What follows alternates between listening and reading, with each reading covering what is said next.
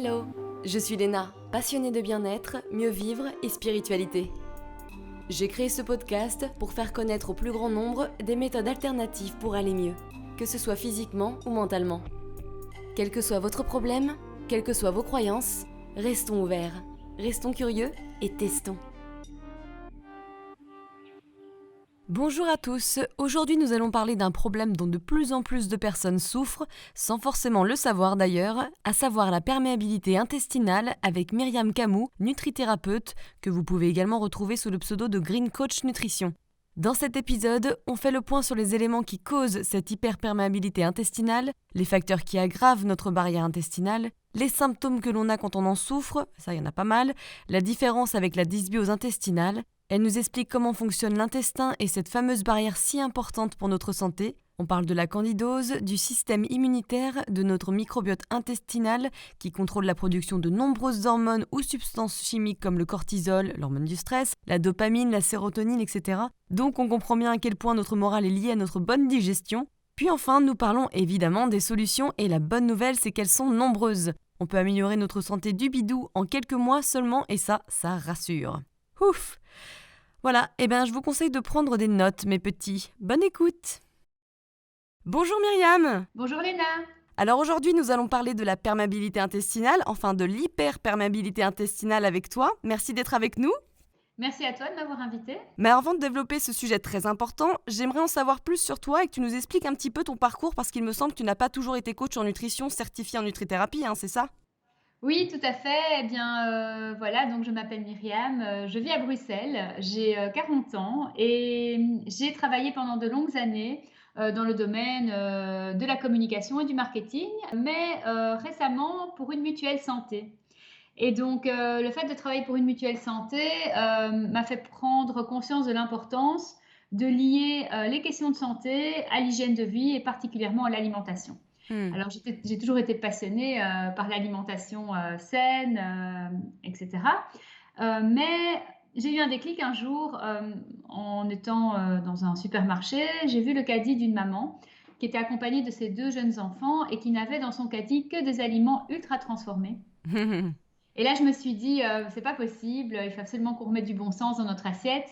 Et voilà. Et à ce moment-là, j'ai pris conscience qu'il y avait vraiment quelque chose à faire dans le domaine de la nutrition saine, vraiment pour remettre du bon sens dans l'assiette des gens. Ouais. Et ton métier, du coup, dans la mutuelle, ça t'intéressait plus? Ben oui, donc ça m'intéressait plus, hein. À un moment donné, je trouvais que ma vie professionnelle n'avait plus trop de sens. Je venais d'avoir une petite fille et je me suis dit que si je m'occupais pas d'elle, il fallait vraiment que mes journées professionnelles aient du sens. Et donc, je me suis reconvertie. J'ai fait une reconversion professionnelle en démarrant une formation en nutrithérapie à Bruxelles. Donc, il me donne aujourd'hui le titre de nutrithérapeute. Et j'ai démarré mon activité. Donc, je suis nutrithérapeute, coach en nutrition. Je donne du conseil et j'accompagne toutes les personnes qui souhaitent aller vers une alimentation plus saine et naturelle pour leur bien-être physique et psychique. Mais je donne également du conseil en entreprise sous forme de coaching collectif, de petits team building. Voilà, vraiment pour les entreprises qui ont envie d'offrir un cadeau qui a du sens à leurs collaborateurs. On sent que t'es bien rodée, hein. Et je me demandais, ça n'a pas été compliqué à la fois d'avoir un enfant et de reprendre des études? Mais si, mais la chance que j'ai eue, c'est que ces études en question sont spécifiquement prévues pour les personnes qui ont déjà un métier, qui ont déjà une formation, et donc les cours avaient lieu quelques week-ends par mois, 1 à 2 D'accord. week-ends par mois. Du coup, c'est vrai que c'était des week-ends entiers, c'était très prenant, mais voilà, j'ai la chance d'avoir un homme qui s'est occupé de ma petite fille pendant ses week-ends d'études, et ma petite fille était très fière de voir que sa maman allait à l'école des grands, comme elle appelle. Et donc, voilà, et moi j'ai retrouvé toutes les sensations d'apprentissage, des copains de cours. Voilà, c'était très très chouette. On était tous passionnés Par le par ce sujet? sujet et chaque week-end était un week-end de grande découverte et très passionnant. Donc, sincèrement, lorsqu'on est passionné par un sujet, eh bien vraiment, On se pose pas la question. voilà, on est capable de dépasser, de Ouais. dépasser sa zone de confort, c'est sûr. Ouais. Bon cool. Alors, la perméabilité intestinale, je pense que beaucoup de personnes en ont entendu parler, mais savent pas exactement ce que c'est. Et à mon Oui, avis, beaucoup d'entre nous en souffrent, hein. Moi, ça a été mon cas il y a 3 ans et encore maintenant, là, je vais refaire un traitement. Est-ce que d'accord. tu peux nous expliquer ce qu'est l'hyperperméabilité intestinale ou le leaky gut syndrome? Oui, tout à fait. Eh bien, c'est, une altération de la muqueuse intestinale, que peu de gens connaissent. Donc, beaucoup de gens, passent leur, temps chez les médecins et cetera parce qu'ils ont des douleurs digestives, les intestins douloureux, des ballonnements, des flatulences, de la constipation, de la diarrhée et les gastro-entérologues, bah, leur font des tests souvent, hein, gastroscopie et cetera et puis bon, ben, madame, monsieur, on n'a rien trouvé, vous avez, le côlon irritable ou l'intestin irritable. D'autres, disent: «Ben voilà, c'est juste dans votre tête, désolé, je peux rien pour vous». Or, l'hyperperméabilité intestinale, c'est quelque chose qui ne se voit pas à la caméra, hein, lors d'une gastroscopie ou d'une endoscopie, et qui est en fait une altération de la muqueuse de l'intestin. Il s'agit en fait des microvillosités intestinales, qui sont, érodées et qui provoque une altération des jonctions serrées de l'intestin. Ce qui veut dire que l'intestin, qui normalement devrait être une barrière imperméable sauf aux micronutriments digérés, devient une vraie passoire. À partir du moment où l'intestin devient une vraie passoire, eh bien, il y a un grand nombre de bactéries et de fragments alimentaires non digérés qui vont passer cette barrière intestinale, qui vont arriver dans la circulation sanguine et qui, à ce moment-là, vont réveiller le système immunitaire.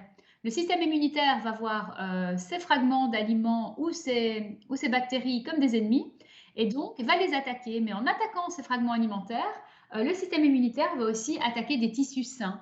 Et c'est là que démarre l'inflammation, les douleurs au niveau intestinal, mais qui irradient également dans tout l'organisme. Et donc ça va provoquer des problèmes ORL tels que asthme, sinusite, des problèmes d'inflammation cutanée et également des maladies auto-immunes. Ouais, voilà, ça c'est le drame du siècle un peu, hein. Ben oui, tout à fait. En fait, ces maladies auto-immunes, bah, si on revient, 50, 100 ans en arrière, elles n'existaient pas ou peu. Mais alors qu'est-ce qui fait du coup à ton avis, que justement maintenant tout le monde a l'intestin hyperperméable? Ben écoute, clairement, l'hyperperméabilité intestinale nous touche tous, mais à des niveaux différents. C'est-à-dire que, qu'est-ce qui va provoquer une hyperperméabilité intestinale? Ben, en fait, c'est une alimentation déséquilibrée, non Mmh. physiologique.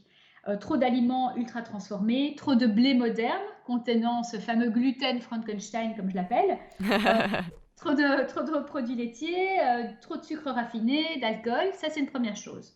Mais le stress chronique également, il faut bien se rendre compte que le stress chronique a un effet très délétère sur notre organisme physiologique. Et donc, il faut savoir que le stress acidifie l'organisme 300 fois à 400 fois plus que l'alimentation. Ouais, Donc, super, c'est ça, tu vois, moi j'ai une bonne hygiène de vie, je suis hyper saine, je médite et tout, mais par contre, je suis une grosse stressée. Donc en fait, je devrais peut-être fumer un pétard, au final, ça marcherait mieux. ben, sincèrement, je ne vais pas te dire oui, hein, puisque c'est pas un bon conseil santé. Cependant, il faut vraiment réaliser que quelqu'un qui a une alimentation ultra saine, mais qui va être stressé de manière chronique, ne va pas pouvoir installer une bonne santé pérenne. Bien sûr. On n'est pas fait pour stresser à chaque seconde de notre vie, pour tout et n'importe quoi. Et pourtant, je suis comme toi, Léna, je suis quelqu'un de très stressé, de très perfectionniste. Et ça nous bouffe en fait. Et ça provoque de l'hyperperméabilité intestinale, entre autres, et donc également un dysfonctionnement de tout le système gastro-intestinal. Parce que oui, comment ça agit le stress du coup sur notre muqueuse? J'aimerais rien savoir. Donc tu dis que ça acidifie, Oui, mais à part, enfin, comment ça atteint la muqueuse? C'est l'acide je sais pas, qui est corrosif? non, non, c'est pas ça. C'est qu'en fait, donc le stress est un facteur aggravant parce qu'en fait, il va activer la production de cytokines inflammatoires. Hmm. Le stress va provoquer une montée de cortisol et le cortisol va activer la production de ces cytokines inflammatoires qui sont à la fois qui sont un déclencheur de l'inflammation chronique. Et donc, le stress va aggraver l'inflammation et du coup, l'inflammation va aggraver l'hyperperméabilité intestinale, mais va aussi, une fois que des molécules non digérées vont passer dans notre circulation sanguine, ces cytokines inflammatoires vont être très agressives et vont vraiment attaquer les tissus sains. Hmm. Donc voilà, donc c'est vraiment ça. Le stress augmente le taux de cortisol et augmente l'inflammation. Hmm, ouais. un troisième facteur en fait d'altération de la barrière intestinale, outre la mauvaise alimentation et le stress, c'est tout ce qui est médicaments. Il faut savoir que lorsque on prend une pilule contraceptive sur le long terme, qu'on prend des antiacides, des antidépresseurs, des antibiotiques, toutes des molécules chimiques en fait qui vont traiter les symptômes mais pas les causes, eh bien on va également aggraver sa perméabilité intestinale. Pourquoi? Parce qu'on va aggraver le microbiote intestinal. Et le microbiote intestinal, c'est 100 000 milliards de bactéries vivantes qui colonisent notre intestin grêle et notre côlon et qui s'accrochent par le biais d'un mucus à notre paroi intestinale et qui le protège. C'est une barrière physique aussi. Et donc, à partir du moment où on est trop stressé, où on mange mal, où on prend des médicaments, on va altérer la flore intestinale, le microbiote intestinal, et on va laisser, notre barrière intestinale, elle va un peu être mise à nu quelque part. Et du coup, les jonctions serrées vont se désolidariser et cette hyperperméabilité va démarrer en fait. C'est un peu affolant parce que le nombre de gens qui, justement, par cette perméabilité intestinale, ont une maladie auto-immune et qui, du coup, prennent des antiacides ou prennent d'autres médicaments pour soigner. Donc, c'est un peu le cercle vicieux. C'est un cercle vicieux, totalement. C'est-à-dire que quel est le mécanisme qui amène aux maladies auto-immunes? En fait, lorsque certaines molécules passent dans le sang, je parle par exemple de bactéries ou de fragments alimentaires non digérés ou encore de perturbateurs endocriniens. Donc ces molécules normalement ne devraient pas passer dans le sang parce que notre barrière intestinale devrait être intègre. Mais lorsqu'elle est perméable, ces molécules passent dans le sang et certaines de ces molécules ressemblent un peu à nos propres cellules. Elles ont une structure similaire. Et donc, afin de les attaquer, notre système immunitaire va fabriquer des anticorps spécifiques qui vont non seulement attaquer ces molécules indésirables, mais aussi nos propres cellules qui leur ressemblent. Je vais te donner un exemple très concret. Lorsque des perturbateurs endocriniens passent la barrière intestinale, ils sont attaqués par notre système immunitaire, des anticorps spécifiques sont modulés pour les attaquer, mais ces perturbateurs endocriniens peuvent par exemple ressembler aux hormones thyroïdiennes. Ouais.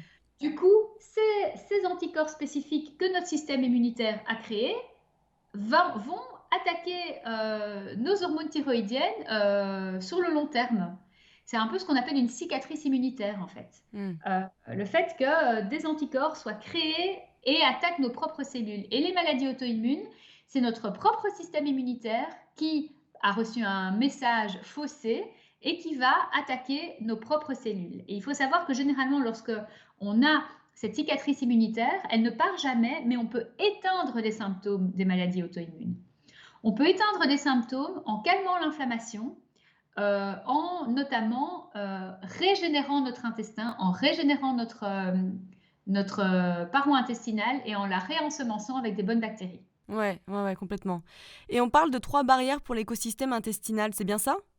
Oui, donc le microbiote ou flore intestinale, composé de 100 000 milliards de bactéries vivantes qui sont des bactéries amies, est directement responsable de notre bonne santé physique, donc de notre immunité, puisque 80% du système immunitaire provient de la sphère intestinale.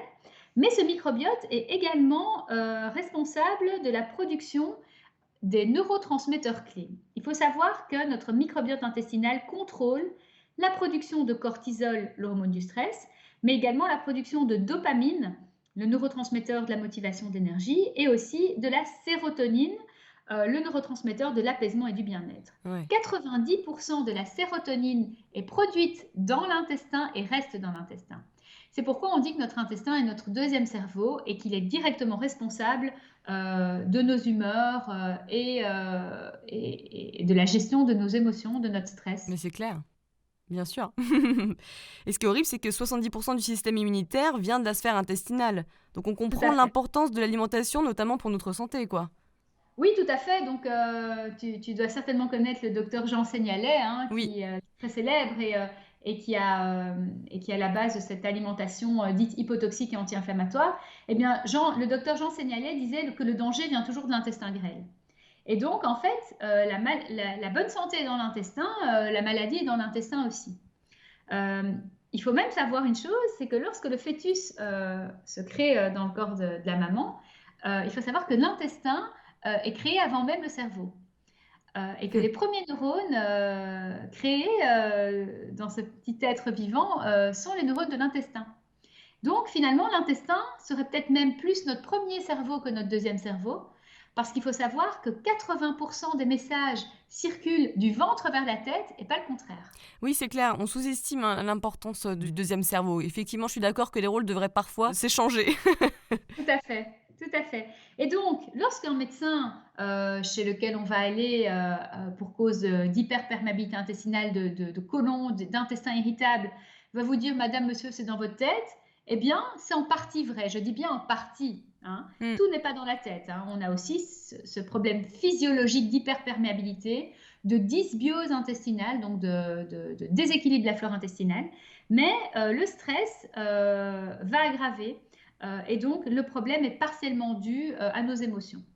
Ouais, Et ouais. donc, 50% du boulot de régénération d'intestin va se faire grâce à l'apaisement psychique et à l'apaisement voilà, des émotions négatives, anxiogènes et autres.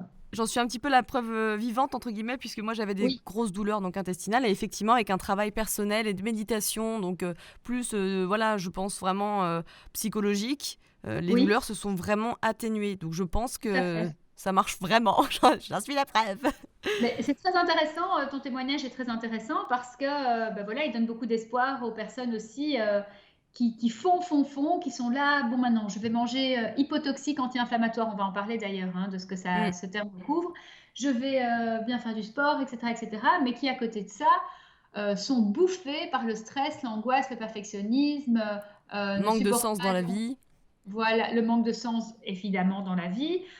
C'est clair que se réveiller tous les matins et ne pas être aligné avec ses valeurs, avec ce pourquoi on pense être fait, aller à l'encontre vraiment de ce qui nous irait bien au quotidien, ça nous bouffe de l'intérieur. Mais c'est exactement ça, moi je connais des personnes qui me disent: «Mais j'ai l'impression de faire tout bien, j'en peux plus, qu'est-ce qu'il faut?» Mais je lui dis: «Mais Oui, est-ce que tu fais des travails psychologiques?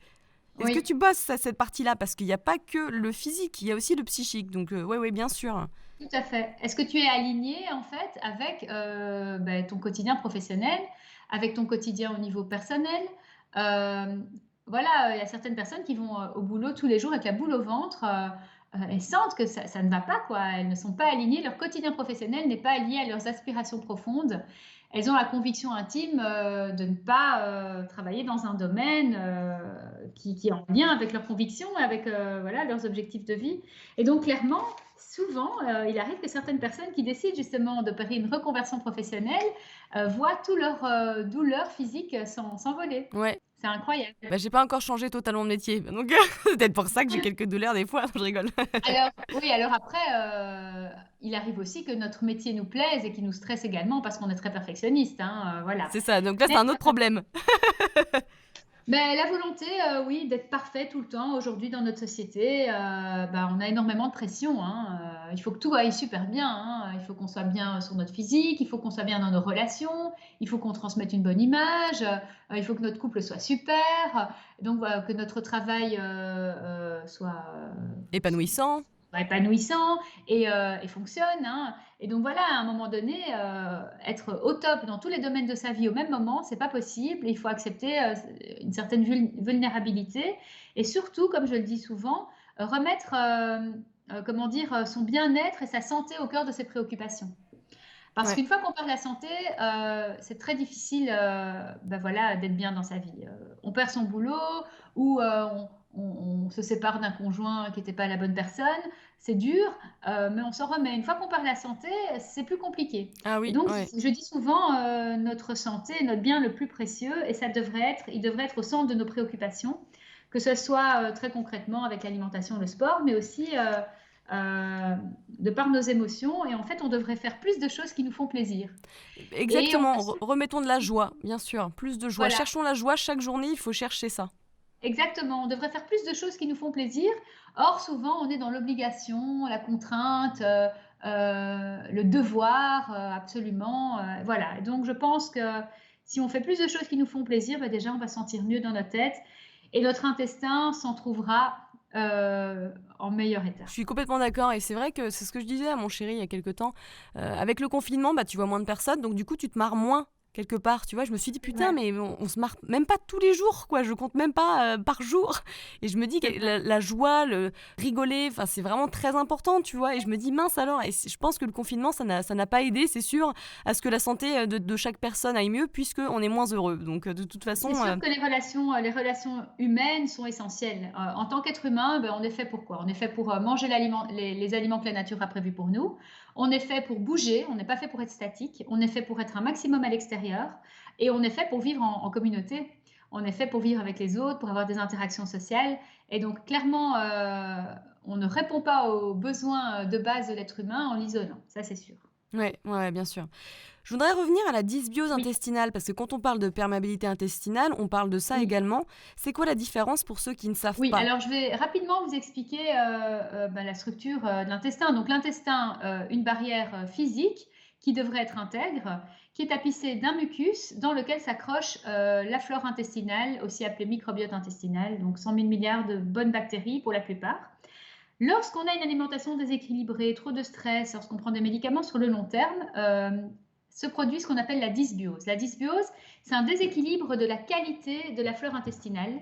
Les mauvaises bactéries vont prendre l'ascendant sur les bonnes et au niveau de la quantité, on va avoir une quantité de bactéries moindre. Du coup, cette flore intestinale va devenir plus pauvre en termes de qualité et de quantité. Le mucus va s'amoindrir et va faire en sorte que cette barrière intestinale va être mise à nu quelque part. Une fois qu'il n'y a plus cette protection, eh bien, l'hyperperméabilité intestinale démarre. Donc, clairement, on en viendra tout à l'heure aux solutions. La solution va être de régénérer la barrière intestinale en première intention et ensuite de réensemencer l'intestin par le biais de la prise de probiotiques notamment, avec des bonnes bactéries qui vont pouvoir venir se réaccrocher au mucus qui sera du coup à nouveau synthétisé par l'intestin pour recréer un écosystème sain. La dysbiose intestinale, on peut un peu faire l'analogie avec la forêt amazonienne ravagée, si vous voulez. Hein. Voilà, lorsqu'on ravage la forêt amazonienne en brûlant des kilomètres carrés dans l'objectif, je ne sais pas moi, de cultiver du soja ou autre, eh bien, on ravage tout un écosystème. Eh bien, le fait de ravager notre flore intestinale, c'est la même chose. On va ravager tout notre écosystème, toute cette vie bénéfique qui vit en nous et qui nous apporte énormément. Et donc, on ne se rend pas compte que la qualité de notre flore intestinale par rapport à la qualité de la flore intestinale d'une personne qui vit encore de manière ancestrale, hein, on pense à certaines tribus qui vivent encore en Papouasie-Nouvelle-Guinée par exemple, notre flore intestinale, elle est complètement appauvrie. La flore intestinale de l'homme moderne, qui mange moderne, qui vit moderne dans un environnement aseptisé, qui stresse, qui prend des médicaments, est complètement appauvrie par rapport à la flore intestinale d'une personne qui vit encore de manière ancestrale. Et donc, tout l'intérêt d'un réensemencement va être effectivement de réapporter une variété bactérienne, une diversité bactérienne, afin de pouvoir à nouveau bien fonctionner au niveau de l'immunité, mais aussi au niveau de la synthèse des neurotransmetteurs. Et c'est hyper important ce que tu dis parce qu'il y a beaucoup de gens qui vont tout de suite prendre des probiotiques alors qu'ils n'auront pas réparé la paroi Oui, intestinale. tout à fait. Alors, prendre des probiotiques sans réparer la paroi intestinale, ça peut avoir des effets beaucoup plus délétères que des effets positifs. Bien sûr. Je pense notamment aux personnes qui auraient un SIBO, par exemple. Le SIBO, c'est quoi? C'est une prolifération bactérienne non voulue au niveau de l'intestin grêle. Normalement, la prolifération bactérienne, la flore intestinale devrait principalement se concentrer dans le côlon, même si évidemment on a aussi une flore intestinale dans l'intestin grêle. Et lorsque on a une mauvaise digestion, lorsqu'on prend des antiacides, qu'on appelle aussi des IPP, lorsque on a différents soucis, il va y avoir une prolifération bactérienne non voulue au niveau de l'intestin grêle, ce qui va provoquer une fermentation, des ballonnements et autres. Et si on ne répare pas ce SIBO, si on n'arrive pas à assainir la flore intestinale par le biais de différentes méthodes, eh bien le fait de prendre des probiotiques va venir faire fructifier cette flore intestinale qui n'est pas présente en bonne quantité au bon endroit. Et du coup, ça va aggraver les problèmes. Ça, c'est une première chose. Mais si on n'est pas atteint de cette dysfonction qu'est le SIBO, eh bien, le fait de prendre des probiotiques sans réparer la barrière, va faire en sorte que ces probiotiques vont passer la barrière intestinale et ne vont pas pouvoir s'installer. Ouais, ouais, ouais. Ouais. Donc en fait, c'est un coup d'épée dans l'eau, hein. Voilà. Ouais, c'est clair et c'est vrai que c'est assez affolant, hein, pour le coup. C'est pour ça que c'est important de le savoir, hein. Oui, Et pour en tout à revenir fait. à la dysbiose, c'est un peu le stade avant, c'est le stade qui mène à l'hyperperméabilité, c'est ça, hein? Tout à fait, tout à fait. Donc, lorsque on a une flore intestinale saine, lorsqu'on a un mucus qui est bien là, on ne peut pas avoir d'hyperperméabilité. Donc, la dysbiose, c'est le stade qui précède l'hyperperméabilité. Et il y a un certain type de dysbiose qui est encore plus. Donc, on a parlé du SIBO. Le SIBO est un type de dysbiose, hein. Euh, D'accord. Ah, c'est intéressant, ça je savais pas. voilà, le SIBO, donc SIBO, hein, ce sont les initiales en anglais du fait de parler de prolifération bactérienne dans le petit intestin, donc dans l'intestin grêle, hein. Le SIBO est un type de dysbiose et la candidose est aussi un type de dysbiose. La candidose, c'est une prolifération d'une mauvaise bactérie qui s'appelle le Candida albicans, qui est une levure, en fait, plus précisément, qui est présente dans l'intestin de tout le monde, mais lorsque on a une baisse de qualité de notre flore intestinale et qu'on mange beaucoup trop de sucre raffiné, eh bien, on va venir nourrir ce Candida albicans qui va prendre le pas, qui va prendre beaucoup trop d'espace par rapport aux bonnes bactéries, qui va prendre l'ascendant sur les bonnes bactéries, et on va avoir cette candidose. Et donc, en fait, pour soigner la candidose intestinale, il va également falloir d'abord réparer l'intestin avant d'assainir l'écosystème intestinal en tuant ce Candida albicans par la prise de compléments alimentaires naturels comme l'argent colloïdal ou l'extrait de pépins de pamplemousse ou l'huile essentielle d'origan par exemple. Et donc voilà, donc on répare la barrière, on tue le Candida et ensuite on réensemence avec des bonnes bactéries. Ouais, c'est tellement intéressant ça. Il faut comprendre, hein, tout ce mécanisme parce que mine de rien, je pense que c'est reprendre contrôle de sa santé digestive qui fluctue avec nos humeurs, avec les étapes de notre vie. Et c'est hyper Tout à important d'être conscient de tout ça, des conséquences que ça peut avoir, et également de savoir quoi faire. Donc c'est justement ce qu'on va faire, hein, on va parler un petit peu du protocole pour, pour régénérer l'intestin et pour Oui, établir l'écosystème intestinal grâce à tes voilà. conseils précieux. Oui.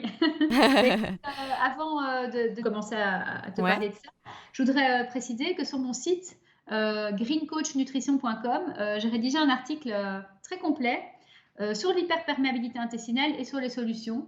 Donc voilà, au cas où j'ai pas l'occasion d'aller en profondeur voilà, lors de ce podcast, je vous invite à aller aussi y jeter un œil. Voilà, franchement, il est très bien écrit et je pense que c'est important de le relire régulièrement parce qu'il y a quand même beaucoup d'informations et c'est des fois on a vrai. du mal à comprendre d'où ça Oui, vient, qu'est-ce que c'est, etc. Donc du coup, relire régulièrement pour comprendre un petit peu ce qu'on a. Mais déjà, je trouve ça bien de parler du SIBO, de la dysbiose intestinale, de la candidose, tu vois, de la perméabilité intestinale. Ça fait un gros récap des gros soucis connus. c'est vrai. Et donc, ça lance des pistes. Et à partir du moment où on entend certains termes, hein, quand on lance un terme comme hyperperméabilité intestinale, dysbiose, candidose, ben, les personnes qui n'en avaient jamais entendu parler vont commencer à se renseigner et là, ça ouvre le champ des possibles. Parce que ce que je veux dire aussi, avant de parler des solutions, c'est que on guérit de tous ces soucis gastro-intestinaux qui nous bouffe la vie, qui bouffe la vie de beaucoup de personnes que je coach au quotidien. Et j'ai énormément de témoignages de personnes qui en sont sorties, qui ont régénéré leur écosystème intestinal, qui aujourd'hui vivent sans douleur. Et donc ça donne énormément d'espoir. J'ai même le témoignage, j'ai même retranscrit le témoignage d'une femme d'une soixantaine d'années qui a la maladie de Crohn depuis 40 ans, qui a souffert toute sa vie et qui, grâce au protocole dont je vais parler maintenant, a réussi à étouffer les symptômes de cette maladie auto-immune qui lui bouffait la vie en fait. Et c'est vrai que je crois que pour la maladie de Crohn, du coup, les gastroentérologues conseillaient de ne pas manger trop de fibres, pas trop de légumes, pas de crudités, etc. Donc du Voilà. coup, je pense que pour, on va dire, la diversité microbienne, ça devait être n'importe quoi. En fait, le problème de la plupart des médecins, et je ne veux évidemment pas tous les incriminer parce qu'il y en a aussi beaucoup qui sont bons, mais le problème, c'est que on va travailler sur le symptomatique et pas sur la cause. Mm. Ça veut dire qu'on va masquer des symptômes en disant régime d'éviction toute votre vie, médicaments toute votre vie, au lieu d'agir sur la cause. L'objectif de la nutrithérapie, qui est ma discipline, est d'agir sur les causes pour ne justement plus devoir agir uniquement sur les symptômes, parce qu'agir sur un symptôme, c'est juste mettre un pansement sur une jambe de bois. C'est ça. Et c'est comme ça qu'on guérit, du coup, grâce à si tu trouves la cause. Exactement, le but c'est d'agir sur les causes. Donc lorsque je vois des personnes qui ont de l'eczéma, qui ont de l'acné inflammatoire, qui ont des problèmes très graves liés à leur maladie auto-immune, j'ai toujours envie de leur dire, mais attention, agissez sur la cause, calmez l'inflammation. En calmant l'inflammation, on n'arrête jamais une maladie auto-immune parce qu'une maladie auto-immune, c'est une cicatrice immunitaire qui est là pour la vie. Par contre, on peut complètement éteindre les symptômes. On peut complètement éteindre des symptômes, pour autant qu'on n'ait pas déjà été trop loin dans la maladie auto-immune, c'est-à-dire que certaines maladies auto-immunes laissent de vraies séquelles. Je pense à la sclérose en plaques, par exemple, et donc là, ça va être compliqué. On ne peut pas revenir en arrière. Par contre, au moment M où je vous parle, là maintenant, on peut commencer un protocole afin d'éteindre les symptômes et de calmer l'inflammation. Donc voilà, grâce justement à ce protocole dont je vais te parler tout de suite. Bah oui, parce que déjà, comme d'habitude, l'alimentation, c'est la clé, mais c'est pas n'importe laquelle. Est-ce que tu peux nous guider sur les aliments à favoriser et les aliments à éviter, même si on commence à connaître un petit peu la chanson? Oui, Mais oui, tant oui, mieux, tout parce que à ça veut dire que ça rentre dans la société aussi. C'est vrai, c'est vrai. Donc aujourd'hui, les grands principes de l'alimentation hypotoxique anti-inflammatoire, bon, ils ont été émis par Jean Seignalais et par beaucoup d'autres médecins il y a déjà plusieurs dizaines d'années. Il s'agit principalement de favoriser les fruits, les légumes évidemment, tous les aliments riches en polyphénols antioxydants, comme le cacao, le thé vert, toutes les épices, curcuma, cannelle, gingembre, les aliments riches en fibres, hein, qui ont un index glycémique faible, comme tout ce qui est oléagineux, noix, noisettes, amandes, tout ce qui est graines, hein, graines de chia, graines de potiron et autres, les légumineuses, lentilles, haricots secs, pois chiches, les céréales complètes sans gluten, j'entends par exemple riz complet et autres. Alors les aliments fermentés, évidemment, sont intéressants, tels que les yaourts. Alors évidemment, je conseille plutôt les yaourts à partir de lait de soja ou de lait de coco. Aussi les aliments riches en oméga 3, on a parlé des noix, mais on peut aussi parler des petits poissons gras, hein, principalement sardines, harengs et maquereaux. Des aliments riches en magnésium et évidemment toujours penser à manger bio et à cuire ces aliments avec une cuisson douce ou carrément manger. Ouais, ça c'est hyper important, il me semble. La cuisson douce, à la vapeur, Tout à fait. hop. La cuisson douce à la vapeur, hyper importante. Ça, c'est vraiment les grandes bases de l'alimentation hypotoxique et anti-inflammatoire. Et à contrario, qu'est-ce qu'on va éviter? Léna, tu le sais, hein, je ne t'apprends rien en te disant qu'on va éviter le gluten du blé moderne, qui est un gluten Frankenstein, comme je l'appelle, qui est un gluten qui a été hybridé par des industriels et que notre corps n'arrive pas à couper en petits morceaux, que notre corps n'arrive pas à digérer. Donc du coup, cette grosse molécule de gluten, cette grosse protéine, elle arrive intacte dans notre intestin et elle va venir créer dysbiose, premièrement. Et si notre intestin est déjà perméable, eh bien cette molécule de gluten, elle va passer la barrière intestinale et elle va réveiller le système immunitaire de manière très puissante. Ouais. Et le système immunitaire qui attaque la molécule de gluten va aussi attaquer des tissus sains et on connaît la chanson, inflammation au niveau intestinal, mais qui se répand aussi dans tout l'organisme, articulaire, peau, sinusite, asthme et autres. Hein. Et le petit épeautre, t'en penses quoi? Alors justement, donc là j'ai parlé du gluten du blé moderne. Le petit épeautre, c'est l'ancêtre du blé, qui contient peu de gluten et un gluten qui n'a pas été hybridé par les industriels. Donc je dis souvent, évitez le gluten du pain basique, des viennoiseries basiques, de la baguette blanche, etc. Et une fois que vous avez réparé votre barrière intestinale, et j'insiste bien là-dessus, oui, vous pourrez recommencer à consommer du gluten, mais pas n'importe lequel. Le gluten venant du petit épeautre, de l'épeautre, du seigle ou de l'orge, en panifié, donc sous forme de pain, oui, surtout si le pain est fermenté au levain naturel. Parce que le levain crée une prédigestion du gluten grâce à la fermentation lente. Ouais. Et donc, du coup, lorsqu'on mange un gluten qui est déjà ancestral, qui n'a pas été hybridé et qui, en plus, est dans un pain qui a été fermenté au levain, eh bien, il y a déjà une prédigestion de cette molécule de gluten et il y a peu de chances qu'elle arrive intacte dans notre intestin et qu'elle vienne nous perturber. Ça, c'est top. Voilà. Donc, oui, on peut continuer à consommer du gluten pour autant qu'on ait réparé sa barrière intestinale, qu'on le choisit bien, Mais certaines personnes, même ce gluten-là, vont pas bien le supporter. Donc, pour certaines personnes, et principalement celles qui ont des maladies auto-immunes, et évidemment, je pense à la maladie cœliaque, hein, Ouais. clairement, on évite à 100% le gluten, ça c'est sûr. Ah ça, oui, oui, c'est sûr. La bonne nouvelle, c'est qu'il existe plein d'alternatives et qu'aujourd'hui, on peut faire un pain sans gluten avec des farines de sarrasin, de riz. D'ailleurs, il y a une recette de pain sans gluten qui est très très bonne, qui a été testée par plein de personnes que je suis sur mon site greencoachnutrition.com et je vous invite à la tester. Et sinon, on peut aussi faire par exemple des choses très simples, hein. Des petites crêpes à base de farine de sarrasin ou farine de pois chiches qui peuvent accompagner. Alors, Voilà, le maïs, t'en penses quoi? Parce que moi, je trouve que le maïs moderne, c'est un peu le gluten, hein. C'est un peu c'est aussi du vrai. maïs Frankenstein. Alors, clairement, le maïs, c'est comme le soja, on va toujours le prendre bio, déjà, c'est important. À partir du moment où il est bio, normalement, on devrait éviter les manipulations. Mais ce qu'il faut aussi savoir, c'est que le maïs ne contient pas de bonne graisse. Le maïs contient des oméga 6, qui sont certes des acides gras essentiels, mais qu'on consomme trop dans notre alimentation. Et donc, il va falloir essayer de contrebalancer ce trop-plein d'oméga 6 par la prise d'oméga 3. D'où l'intérêt de consommer plus de noix et de poissons gras qui contiennent des acides gras oméga 3. Ouais. Voilà. Donc toujours dans les aliments à éviter, donc on a parlé du gluten, les produits laitiers. Alors les produits laitiers, souvent les gens savent qu'ils sont délétères pour la santé à cause du lactose, Mais pas mais que. les produits laitiers, mais pas que. Le lactose, c'est le sucre du lait. La plupart des personnes ne le digèrent pas parce que nous ne produisons plus dans notre intestin grêle une enzyme qui s'appelle la lactase et qui est directement responsable de la digestion du lactose. Normalement, en tant qu'être humain adulte, plus aucun de nous ne devrait synthétiser cette lactase. Mais du fait de nos ancêtres qui consomment du lait depuis des centaines d'années, eh bien, nous avons un polymorphisme génétique qui fait qu'en tant qu'être humain adulte, certains synthétisent encore cette lactase qui est nécessaire à la digestion du lactose. Mais normalement, on ne devrait plus. À partir de 3-4 ans, n'importe quel être humain ne devrait plus pouvoir digérer le lactose. Et lorsqu'on se penche un peu sur, par exemple, certaines populations du sud, de l'hémisphère sud, hein, comme les populations d'Asie ou d'Afrique, eh bien, ils n'ont plus dans leur organisme de lactase.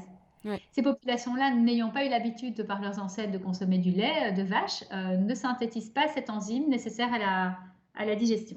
Voilà, donc il y a le lactose d'une part, mais il y a aussi la caséine. La caséine, c'est une protéine du lait qui est inflammatoire et que, encore une fois, nous n'arrivons pas à digérer correctement. Et donc, elle va avoir exactement le même effet que la grosse molécule de gluten. Elle va provoquer une dysbiose. Et si notre intestin est déjà perméable, elle va passer la barrière intestinale, elle va réveiller le système immunitaire. Cette protéine de caséine, il faut savoir qu'elle est responsable de l'inflammation cutanée. Beaucoup de bébés qui souffrent d'eczéma, même d'ados qui souffrent d'acné inflammatoire. Cette inflammation est provoquée par la caséine.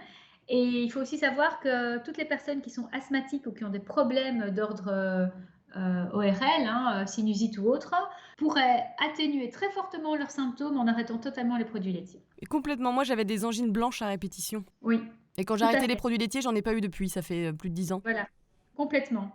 Les produits laitiers créent vraiment une inflammation au niveau ORL, du mucus, ce mucus qui vient engorger nos sinus, a pour objectif de faire sortir des toxines. Donc voilà. Que dire encore des produits laitiers? Les produits laitiers contiennent une hormone de croissance. L'IGF-1. Voilà, IGF-1, hormone de croissance, qui se comporte un peu comme de l'insuline, qui va faire croître, qui va nous faire grossir, qui va faire croître, qui va aussi provoquer une hyperkératinisation de la peau. Donc épaississement de la peau, problème entre autres d'acné. Donc vraiment les produits laitiers, tout comme le blé moderne, à bannir. Mais bon, après, au niveau de tout ce qui est à bannir, j'ajouterai évidemment tout ce qui est glucides ou aliments qui élèvent très fort la glycémie. Donc tout ce qui est raffiné. Tout ce qui est raffiné, voilà. Toutes les farines raffinées, farine blanche, sucre blanc, pâte blanche, etc. L'alcool, évidemment, est très corrosif, va influencer l'hyperperméabilité intestinale, pardon. L'eau du robinet non filtrée. Alors oui, j'allais te demander ça, Oui, c'est à cause du quoi? Du chlore et des perturbateurs endocriniens? complètement. Dans l'eau du robinet non filtrée, il y a du chlore. Le chlore agit comme un antibiotique sur notre flore intestinale. Il va tuer évidemment les mauvaises bactéries dans l'eau, hein, mais il va aussi tuer les bonnes bactéries dans notre intestin. Donc, comment faire? On filtre son eau du robinet en y mettant un bâton de charbon actif qu'on peut acheter dans plein de magasins bio, qu'on peut aussi acheter sur un site que je propose souvent aux gens que je coach, qui s'appelle Casidomi. Sur le site de Casidomi, vous pouvez trouver ces bâtons de charbon actif. Et c'est vrai que c'est assez critiqué, hein. On dit que c'est pas assez, mais je pense que c'est déjà une bonne base. À défaut d'acheter un truc qui coûte beaucoup plus cher, je pense que Tout à fait. c'est bien. C'est pas assez, mais c'est déjà bien. Ce bâton de charbon actif absorbe plein de toxiques, de perturbateurs endocriniens, etc., de chlore. Mais c'est sûr que le must, et là j'en ai fait récemment l'acquisition et j'en suis ravie, c'est d'acheter un osmoseur. Un osmoseur qui est en fait une machine qui filtre parfaitement l'eau et de laquelle ressort une eau parfaitement purifiée, légèrement minéralisée, mais pas trop, et qui ne contient plus aucun toxique. Voilà. Moi, j'ai investi dans un Berkey, tu vois, on hésitait, on a pris un Berkey. Bah, c'est pas mal. Et on est aussi quand même très content. C'est pas mal. Et c'est clair que ça permet de faire du bien à l'environnement en n'achetant plus de bouteilles en plastique, mais à soi-même aussi parce que ce plastique des bouteilles migre dans l'eau et est un vrai perturbateur endocrinien. Donc, à choisir entre l'eau du robinet non filtrée et l'eau des bouteilles en plastique, on a du mal à faire son choix. Hein. Ouais, c'est compliqué. C'est Ouais, très je compliqué. pense qu'en fait, dans ces cas-là, il faut mieux alterner. Parce que Tout à fait. un point qui est très important et sur lequel j'insiste de plus en plus, c'est de manger varié pour diversifier notre microbiote. Et toi, tu conseilles de consommer au moins 25 fruits et légumes différents chaque semaine, hein, c'est ça? Oui, c'est vrai. Alors, il faut savoir que, bon, c'est pas toujours possible. Et avant même de te parler de cette diversité au niveau fruits et légumes, il faut que je précise une chose. C'est que lorsqu'on a un intestin irritable ou une hyperperméabilité intestinale, on va très mal digérer les fruits et les légumes crus à cause des fibres. Donc, le temps de réparer sa barrière intestinale, je recommande de consommer les fruits plutôt cuits, donc en compote, et les légumes sous forme de jus sans les fibres. Voilà, pour quand même avoir tout ce qui est micronutriments, molécules intéressantes. Oui, parce que les Buddha Balls, c'est bien, mais c'est quand ton intestin va très bien. Exactement, exactement. Et donc, une fois que l'intestin est réparé, que le microbiote peut refaire son boulot, puisque le boulot du microbiote, c'est quoi? C'est métaboliser, c'est manger, c'est transformer les fibres, entre autres des fruits et des légumes, pour fructifier. Donc, je conseille de consommer au moins, si possible, 25 fruits et légumes différents chaque semaine pour augmenter la diversité microbienne, parce qu'il faut savoir que chaque fruit et chaque légume apporte un type de polyphénol, d'antioxydants et un type de fibre qui va faire fructifier d'une manière ou d'une autre une famille de bactéries. Bah c'est ça, c'est comme ça qu'on enrichit notre flore intestinale, c'est en variant. Tout à fait, tout à fait. Donc voilà, donc ça c'est un peu Et oui, donc non, mais t'as raison de le dire, parce qu'il faut pas que les personnes qui ont des problèmes de digestion et d'inflammation intestinale et qui sont hyper Oui. motivées à la suite de ce podcast, il faut pas qu'elles diversifient tout de suite. Non, non, non, non. Moi, je sais que quand j'ai des phases où je ballonne, où je sens que ma digestion est pas GG, dans ces cas-là, je prends plutôt du cuit Oui. et je mets moins d'aliments au sein de mon assiette. Tout à fait.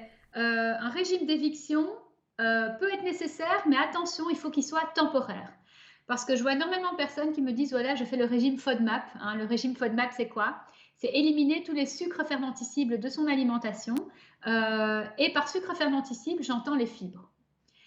La plupart des FODMAP sont des fibres contenues dans les fruits, dans les légumes, dans l'ail, dans l'oignon, dans les lentilles et autres. Hein.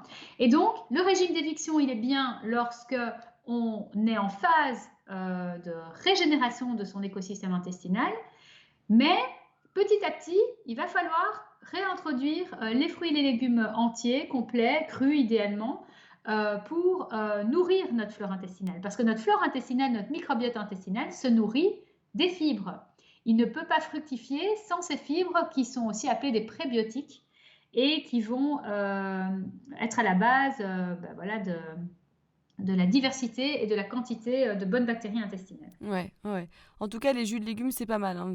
Bon, tout le monde n'a pas une machine, mais je pense que de temps en temps, c'est de se faire une cure Ah oui, de vitamines, c'est vraiment intéressant et ça permet de réparer tout en ayant tout ce que tu as besoin pour réparer, justement. tout à fait. Je dis toujours que les jus de légumes, c'est une bombe nutritionnelle parce que ça va nous permettre d'assimiler une très grande quantité de vitamines, de minéraux, d'enzymes digestives, de polyphénols, de caroténoïdes, sans les méfaits des fibres qui sont irritantes pour les personnes qui n'ont pas un écosystème sain. Et que ça va vraiment nous permettre de nous nourrir et de nous apporter plein de bienfaits sans le méfait temporaire pour certaines personnes des fibres. Et je suis d'accord et je suis assez étonnée aussi d'un truc, c'est que j'ai investi dans un Vitamix. Oui, Donc c'est un gros broyeur, tu sais, c'est la Rolls-Royce des mixeurs. tout à fait. Et donc moi, du coup, comme ma sœur, hein, je mets Oui, plein de légumes, une demi-pomme, et puis gingembre, curcuma, kale, céleri, chou-fleur, brocoli. Et le céleri, pourtant, à la base, je le digère pas du tout. Et là, il est tellement mixé que ça passe, j'ai aucun souci de digestion. Ça passe super bien. tout à fait. L'extracteur de jus, il va transformer des légumes crus en jus. Il y a le jus qui va sortir d'un côté, la pulpe qui va sortir de l'autre, et la pulpe, ben, généralement, Ouais. on la jette ou on la met au compost. Et ce dont tu me parles, il s'agit donc d'un blender ultra puissant qui va mixer tellement finement les légumes et les fruits entiers qu'une prédigestion mécanique va déjà être faite. Ouais. C'est clair que du coup, ton estomac va devoir travailler beaucoup moins. Et ça, c'est aussi intéressant.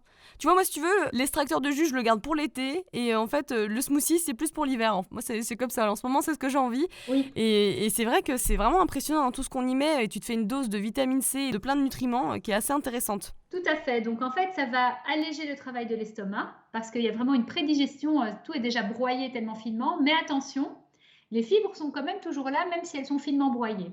Bien sûr. Donc, c'est vrai que ça allège la digestion, mais pour les personnes qui ont un intestin complètement ravagé, ce ne sera pas la solution tout de suite. Complètement. C'est jus tout court. Ce ne sera pas la solution à ce moment-là. La solution, ce sera plutôt le jus de légumes en attendant de réparer son écosystème intestinal. Donc voilà, donc ça c'est pour l'alimentation. Et alors, justement, au niveau des compléments alimentaires, on connaît la glutamine. Et il y a quoi d'autre? Et même la glutamine, hein, tu peux nous en parler un peu, évidemment, hein. Oui, bien sûr, tout à fait. Donc en fait, le protocole de restauration de l'écosystème intestinal, c'est certes une alimentation hypotoxique anti-inflammatoire, mais ça ne suffit pas. Éviter certains aliments et en apporter d'autres, c'est déjà très bien. Gérer son stress et ses émotions, c'est déjà énorme, mais en tant qu'adulte, notre organisme ne se régénère pas aussi rapidement que celui d'un enfant, par exemple. Et Ouais. donc, il va falloir s'aider de compléments alimentaires qui vont catalyser les réactions du corps humain. Par catalyser, j'entends accélérer. Et donc, le complément alimentaire clé de la régénération intestinale, c'est la glutamine. Qu'est-ce que la glutamine? Il s'agit d'un acide aminé, donc d'un constituant de la chaîne protéique, qui est le carburant des entérocytes, les molécules de l'intestin. Donc, en prenant une supplémentation en glutamine, on va accélérer la régénération de la muqueuse intestinale. Alors, la supplémentation que je propose est une supplémentation qui ne contient pas que de la glutamine, mais aussi plein de cofacteurs d'assimilation. Et vous retrouverez la référence sur mon site, dans mon article qui se trouve sur mon site. Et donc, cette glutamine, elle va accélérer la régénération des molécules de l'intestin. 3 semaines après avoir démarré la glutamine, on va pouvoir commencer les probiotiques et le réensemencement de l'intestin avec des bonnes bactéries. Voilà. Et donc, en accélérant la régénération intestinale et en réensemençant l'intestin avec des bonnes bactéries, tout en consommant une alimentation hypotoxique anti-inflammatoire et en gérant ses émotions, eh bien, je vous assure qu'en 3 mois, on peut vraiment changer de vie puisque les douleurs peuvent vraiment s'atténuer très fortement, voire complètement passer. Ouais. 3 mois sont vraiment un protocole de 3 mois peut déjà vraiment faire la différence. Ouais, ça c'est super. On passe des mois à souffrir et puis ça se dégrade au fur et à mesure. Alors si tu dis qu'en 3 Oui. mois seulement tu peux voir la différence, je pense que ça peut faire plaisir à beaucoup de nos auditeurs. Mais oui, non seulement ça va leur faire plaisir, mais en plus ils vont le tester et ils vont remarquer l'effet.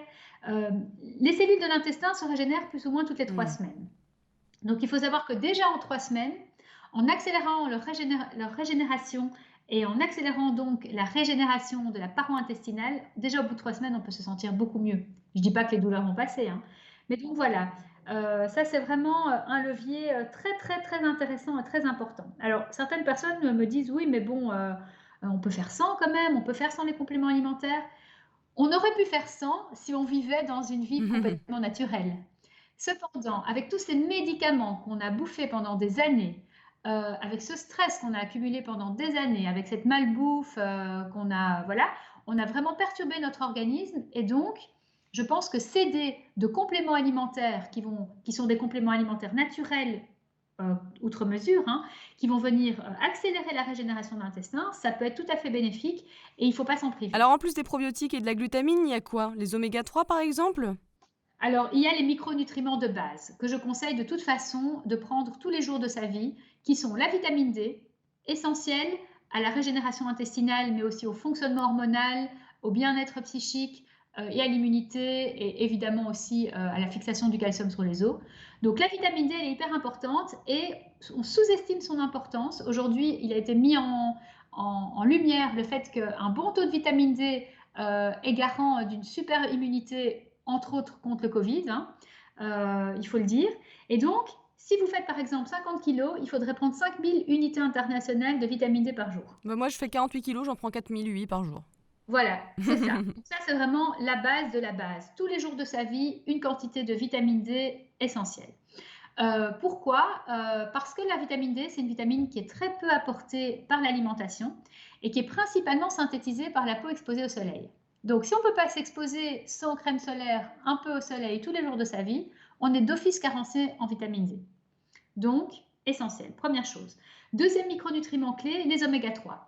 Les acides gras oméga 3 sont des graisses anti-inflammatoires qui vont réguler l'inflammation et qui, de ce fait, vont être extrêmement bénéfiques pour la régénération de l'écosystème intestinal. Troisième micronutriment clé, le magnésium. Sans magnésium, on ne peut pas utiliser ce qu'on mange comme source d'énergie. Donc, qui dit pas d'énergie, dit une régénération compliquée de l'organisme. Et le magnésium, on pourrait en prendre pratiquement tout le temps, puisqu'on est vraiment tous carencés maintenant. On est tous carencés et on l'épuise au quotidien à cause du stress. Voilà, le stress et le café épuisent nos réserves de magnésium et notre magnésium fuit dans les urines au quotidien, ce qui provoque une acidification des tissus. Qui dit acidification des tissus, dit encore une fois inflammation. Donc tout est lié, hein. Tout est lié. Ouais, je pense que c'est difficile maintenant de ne plus être carencé quelque part. Hein. C'est difficile parce que notre mode de vie ne correspond pas à ce pourquoi nous sommes initialement faits. Notre alimentation ne correspond pas à nos besoins réels et donc l'homme moderne, l'homme, la femme moderne ne vit plus de la manière pour laquelle elle est faite et donc pour laquelle nous sommes faits. Et donc si nous ne vivons plus avec un mode de vie qui est fait pour nous, eh bien on va devoir compenser clairement par des compléments alimentaires. Et je voudrais aussi insister sur une dernière chose, enfin sur deux dernières choses, c'est l'activité physique et le sommeil. Ouais. Il n'y a rien à faire, le sommeil réparateur est essentiel parce qu'en fait c'est pendant la nuit qu'on régénère notre corps. D'ailleurs le complément alimentaire de glutamine sera pris avant de se coucher.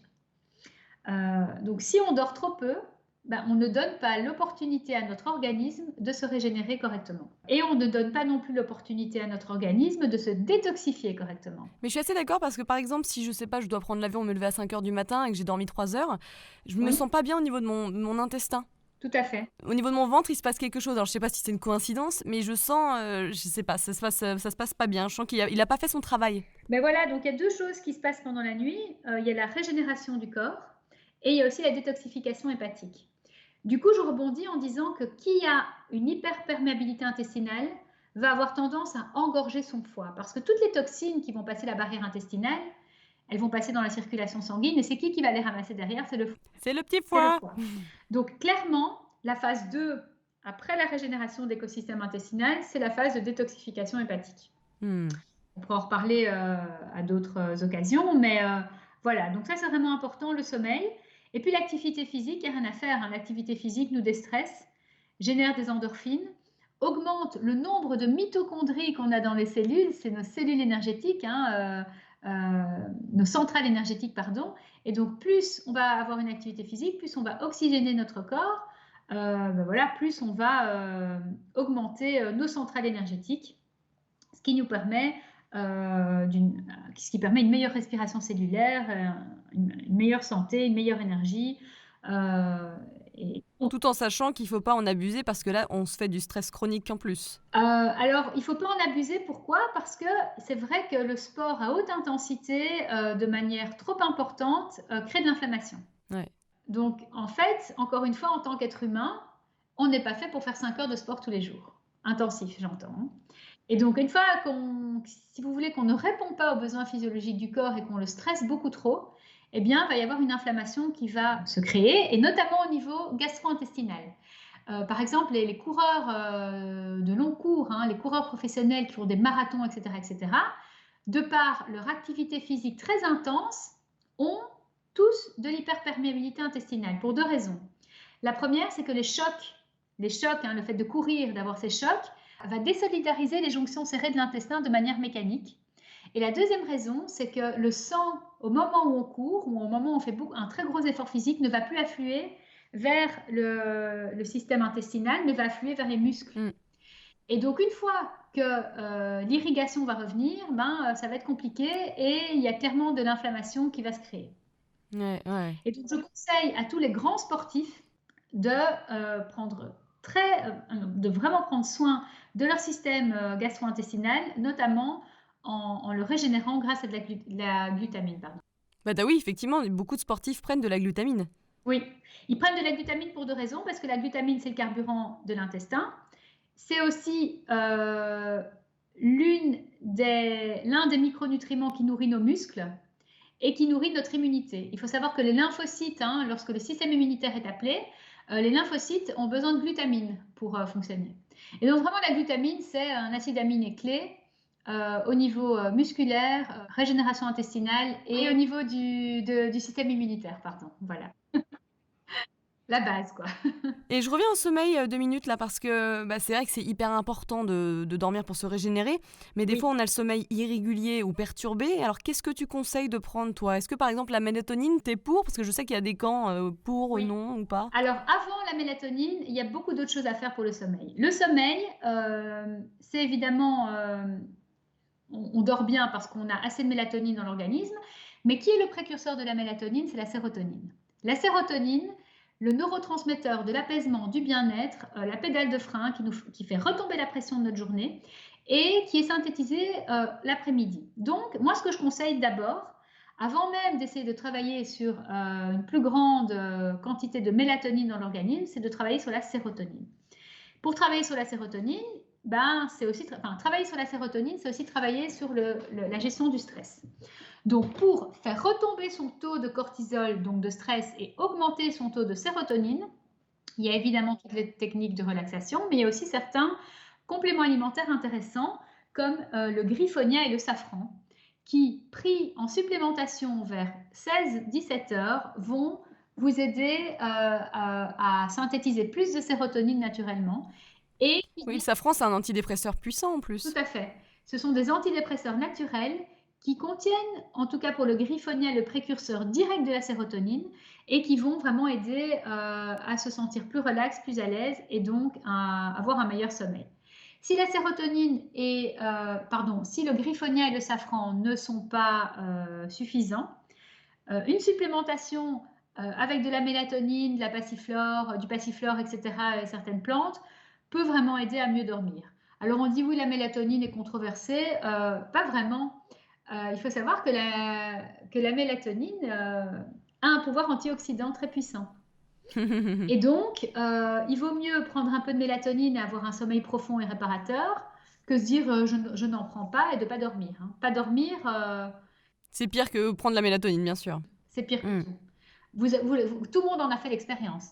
Une mauvaise nuit, on est de mauvaise humeur, on ne peut pas se concentrer, on a la gréline, l'hormone de la faim qui explose, on a envie de se jeter sur du sucré et du mauvais gras pour compenser notre fatigue. C'est vraiment la porte ouverte à toute la dérégulation du corps, hein, le manque de sommeil. Donc vraiment, c'est quelque chose dont il faut vraiment prendre soin. Ouais, non mais je suis complètement d'accord. C'est hyper important. Hyper important. Alors on va finir par un jeu de questions-réponses. Oui. Donc l'idée c'est de répondre rapidement à une petite série de questions. D'accord. S'il ne devait rester qu'un seul livre, lequel serait-il? Un des livres de David Servan-Schreiber, qui a été un des déclencheurs par rapport à, voilà, à mon changement de vie et à mon attirance pour la nutrithérapie. Moi aussi, c'est marrant. Tu sais que je l'ai toujours c'est mon petit livre de chevet. Un petit-déj idéal. Alors, mon petit-déj idéal, c'est un petit déjeuner protéiné et gras. C'est 2 œufs brouillés avec un demi-avocat, un filet de jus de citron, un peu d'huile d'olive et quelques crudités. Une routine matinale recommandée qui fonctionnerait pour tous. Un petit peu de yoga, parce que le yoga permet le renforcement musculaire et permet aussi la gestion de sa journée de manière apaisée. Une habitude à prendre. Une habitude à prendre, boire de l'eau pure suffisamment toute la journée, parce que l'eau est intéressante, non pas parce qu'elle nous apporte, mais parce qu'elle nous fait éliminer. Et donc, boire assez d'eau, c'est éliminer toutes les toxines et tous les déchets. Une habitude à supprimer. Le sucre. Ça revient souvent, ça. Hein. Voilà, le sucre, mais pas n'importe lequel. Je parle vraiment de tout ce qui est sucrerie industrielle. Ça, il faut vraiment complètement laisser tomber. On peut trouver plein d'alternatives naturelles. Tout à fait. On oublie complètement toutes les sucreries industrielles. Je les appelle les sucreries des années 90. Hein. Oui, c'est ça. C'est con parce qu'on a grandi là-dedans. Mais... on a grandi là-dedans. M&M's, Snickers et autres horreurs qui ne contiennent rien de bon. Rien. Il n'y a vraiment rien dedans. Zéro. C'est clair. Ton cheat meal ou treat meal préféré? Je dirais la petite pâtisserie le petit gâteau délicieux de la bonne pâtisserie qui contient quand même du sucre, du gluten et du lactose. Mais bon, de temps en temps, c'est pas un drame non plus, bien tout, sûr. Loin de là. Ton sport préféré? Mon sport préféré, le yoga. Voilà. Un complément alimentaire à ne pas louper? La vitamine D. Quel est ton mantra? Le bonheur commence dans l'assiette. Quel conseil tu te donnerais à ton plus jeune toi, 15 ans plus tôt par exemple? Ah là là, arrête le gluten, les produits laitiers et tu verras, tu n'auras plus de boutons. Où est-ce qu'on peut te trouver? Alors, vous pouvez me retrouver sur mon site greencoachnutrition.com et également sur les réseaux sociaux. Sur Instagram, vous tapez Green Coach Nutrition. Sur Facebook, Green Coach Nutrition également. Et donc voilà, je me ferai un plaisir de vous retrouver via mon site et via les réseaux sociaux. Eh ben merci beaucoup. Merci à toi Léna, c'était un plaisir.